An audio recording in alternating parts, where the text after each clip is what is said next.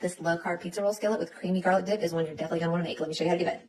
Start out by grabbing some fresh basil. You just want to roll it tightly and run your knife through it like that, and then back across to get it as finely diced as possible. Mince 3 cloves garlic. You're just going to add that to a bowl that has 3 ounces of cream cheese, a third cup of sour cream to it. Then you want to add some salt, pepper, and Parmesan.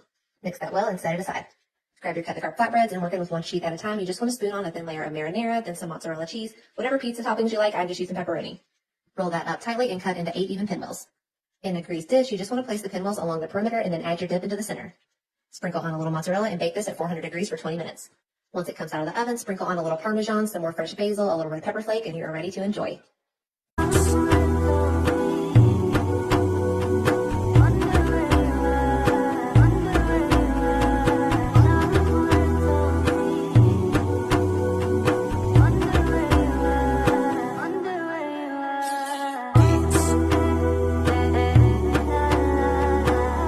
Do you know? You can create your own keto diet plan in just 60 seconds. Read